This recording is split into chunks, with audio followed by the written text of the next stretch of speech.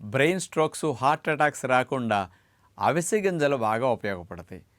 మన శరీరానికి గుడ్ కొలెస్ట్రాల్ని పెంచి బ్యాడ్ కొలెస్ట్రాల్ని తగ్గించడానికి మంచి కొవ్వులు కావాలి. ఒమేగా 3 ఫ్యాట్ కొవ్వులు లాంటివి చాలా మంచిది.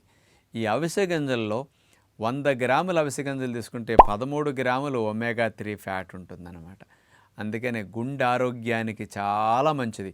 అవిసె గింజల్లో ఉండే కొన్ని కెమికల్ కాంపౌండ్స్ ఏం చేస్తాయంటే రక్తనాళాల లోపల పొర స్మూత్గా ఉండేటట్టు చేసి రక్తనాళాల పొర రఫ్ అవ్వకుండా, ఇన్ఫ్లమేషన్ అక్కడ పేరుకోకుండా, కొలెస్ట్రాల్, కొవ్వులు, ప్లేట్లెట్స్ అక్కడ డిపాజిట్ అవ్వకుండా రక్షించడానికి కూడా ఉపయోగపడుతుంది.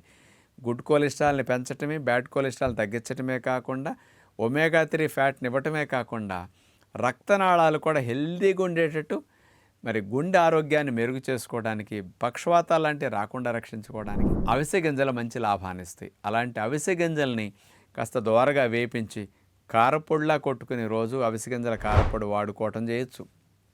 అవిసె గింజలను వేపించి కాస్త ఖర్జూరంతో ఉండలు చేసుకు తినొచ్చు.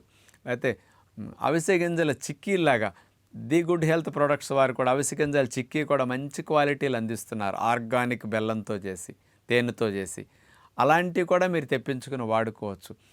అవిసె గింజలు మాత్రం నానబెట్టుకు తింటే జిగటగా ఉండి నోటికి బాగోవు కాబట్టి అట్లా చేయకుండా అవిసె గింజలు పొడి చేసుకుని సాలడ్స్లో అట్లా మీరు చల్లుకుంటూ తినొచ్చు. ఇట్లా అవిసె గింజలు వాడుకుంటే గుండె ఆరోగ్యానికి ఇన్ని లాభాలు కలుగుతుందని మరవకుండా ఉపయోగించుకోండి.